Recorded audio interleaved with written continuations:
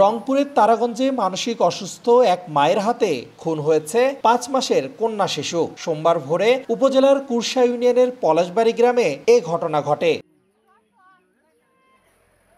Police ও স্থানীয় সূত্রে জানা যায়, শিশুটি কান্নাকাটি করায় দাদি পাতানি রানী সকালে মা তুলসী রানীর হাতে তুলে দেন দুধ খাওয়ানোর জন্য। কিছুক্ষণ পর শিশুটিকে ঘরে নিয়ে গলা কেটে হত্যা করেন তুলসী রানী। পরে রক্তাক্ত দেহে স্বামী বাবুলালের হাতে তুলে দেন তিনি। এদিকে স্বজনরা জানিয়েছেন তিনি মানসিক সমস্যায় ভুগছিলেন। বাচ্চাটা বল নিম দিয়েছে বাবা, নিম যে কাজী আমার দেখিনি কাজী ফেলে ধর তোর বাচ্চা কখন সেটা?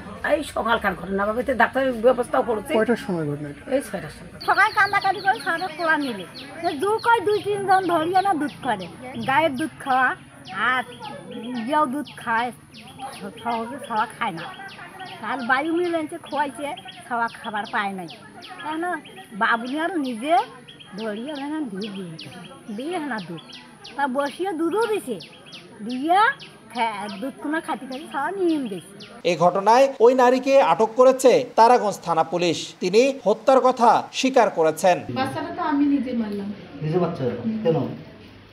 ওই যে বাচ্চাটা হওয়ার পর হাতে আমি ভালো করে রান্না করি খাইতে পারি না, আর একটা মেয়ে আছে তাকেও সেবা যত্ন করতে পারি না, এইটাই সমস্যা। বাচ্চাটা জন্ম দিলেন কেন? জন্ম তো দিলাম, তারপরে কেন জানি এরকম আমি নিজেও বলতে পারছি না।